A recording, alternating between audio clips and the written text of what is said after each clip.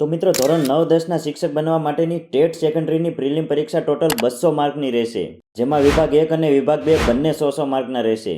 આખું paper MCQ આધારિત રહેશે અને દરેક MCQનો તમને 1 માર્ક મળશે અને ખોટા જવાબ માટે 0.25 માર્ક કાપી લેવામાં આવશે અને આના માટે તમને કુલ 180 મિનિટનો સમય આપવામાં આવશે. વિભાગ 1 બધા ઉમેદવારો માટે એક સરખો જ રહેશે, પણ વિભાગ 2 તમારા વિષય વસ્તુ આધારિત રહેશે. તો આ પરીક્ષા મિત્રો ગુજરાતી અને અંગ્રેજી બંને ભાષામાં લેવાશે. તમે ફોર્મ ભરતી વખતે જે માધ્યમ પસંદ કર્યું હશે એ જ માધ્યમમાં પ્રિલિમ અને મેઇન્સ બંને પરીક્ષા આપવાની રહેશે.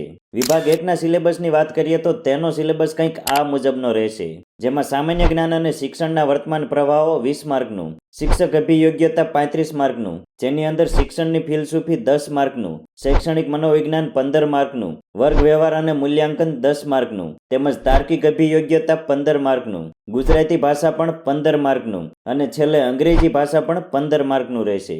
હવે વિભાગ 2ના સિલેબસની વાત કરીએ તો તેનો સિલેબસ કંઈક આ મુજબનો રહેશે, જેમાં તમારા વિષય વસ્તુ આધારિત 80 માર્ક રહેશે અને વિષય વસ્તુ આધારિત પદ્ધતિના 20 માર્ક રહેશે. તો આ પરીક્ષામાં પાસ થયેલા ઉમેદવારોને જ મેઇન્સ પરીક્ષા આપવા દેવામાં આવશે.